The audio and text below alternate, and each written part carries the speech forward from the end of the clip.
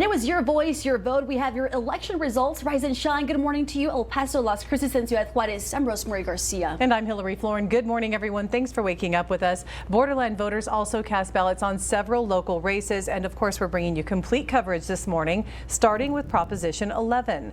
This proposition would reduce how much school districts can tax the home of eligible elderly or disabled people. $60,000 of the home value will be taxed.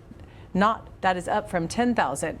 And here is how Texas voted on that. You can see 78% voted for and 22% against. To Proposition 13, which would reduce how much school districts can tax all primary residences, $140,000 of the home value will not be taxed for all homeowners, up from $100,000. It also passed, and here are the results: 79% for and 21% against. And with those two propositions approved, homeowners can expect to pay hundreds of dollars less in property taxes. Older Texans and people with disabilities will even see bigger savings. Proposition 3 would require judges to deny bail in certain cases for people accused of committing some felonies like murder, aggravated assault, and indecency with a child. Voters also passed this proposition. You can see it got 61% of votes and 39% voted against it. Breaking down Proposition 15 now, it would declare parents are the primary decision makers for their children's care, custody, and upbringing. Let's check out the results now. 70% for and 30% against. To Proposition 16, which says a voter must be a United States citizen. Texas voters also overwhelmingly voted in favor of this, 72% for and 28% against. And again, we've been noting that U.S. citizenship is already a requirement to register to vote in Texas, of course. This proposition's goal is to prevent local governments from allowing non-citizens to vote in local elections.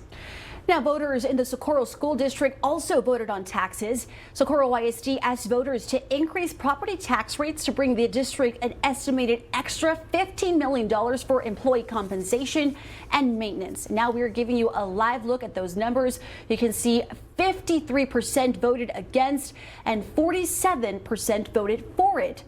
Meanwhile, the Tornillo School District also asked its voters to increase property tax rate to bring the district an estimated extra $237,000.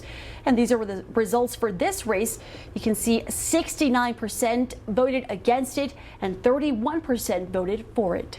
To New Mexico elections now, Doña Ana County asked voters to pass a $105 million bond to build and improve parks, trails, recreational and community centers, and water systems. Here's what the voters had to say. 72% voted for, 28% against. And the county asked voters to approve a $35 million to upgrade county fairgrounds, including building an amphitheater. Here are those results. You can see that 60% voted for and 40% against. ABC7 is also following the results of Las Cruces City Council races. We're starting off with the race for the District 3 seat. It was Michael Harris versus Isaiah Theus. You can see Michael received 55% and Isaiah received 45%. In the race for District 5 of Las Cruces City Council, it was Becky Coran versus Ronnie M. Cisneros. Becky received 62% of the vote and Ronnie received 38%. And now to the race for District 6 in Las Cruces as well. Johnny P. Munoz versus Richard J. Reynaud versus Tommy Black versus Ramona Batanant. You can see John received 39% and Richard received 28%. And our complete coverage of the elections is on KVIA.com. On air here, we've only covered the races really that impact you the most, but on our website you can find results for many more races. And you may have noticed at the bottom of your screen there, we also have more results, and we'll continue to run those throughout the newscast as well.